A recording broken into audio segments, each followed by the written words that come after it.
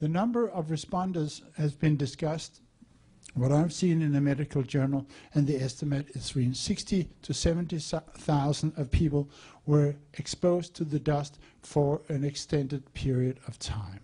And last year, there were published a paper in Experimental Health Perspectives by a group of doctors from the Mount Sinai Medical School in Manhattan. And they looked into the lung tissue of World Trade Center responders, and we should see what they found. The picture to the left here is from a lung tissue, and they found some thread-like tubular structures in 4 out of 7 patients which were ill, in numbers ranging from 11,000 to 230,000 per gram wet tissue. This is the same material which they found also in the World Trade Center dust, which is moving around here somewhere. Carbon nanotubes, what are they? Well, they are tubes made of carbon, but they are very, very, very small. They're very, very strong. They're hundreds of times stronger than spiderweb.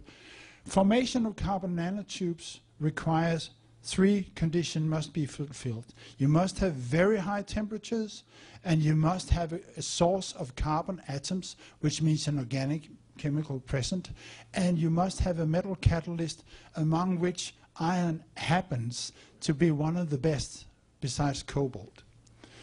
And so this triggered the thought in some of us, well, this means that ignition of the nanothermite should be ideal circumstances for formation of nanotubes.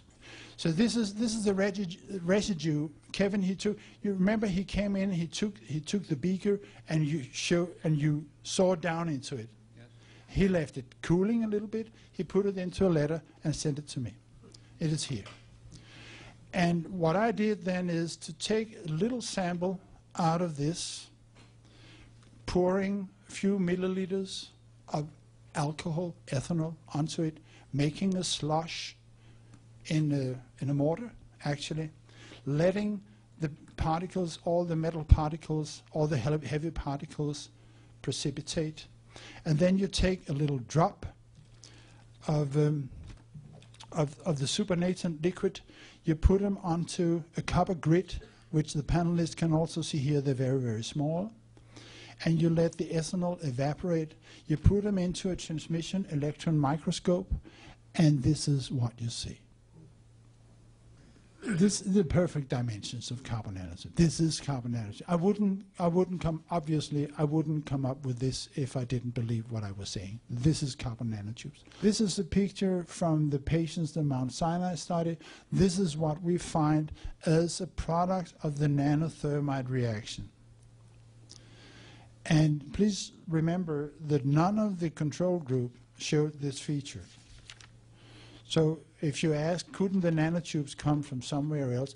It's true, it is formed combustion of diesel and in much, much smaller amount, and in oxygen-starved fires.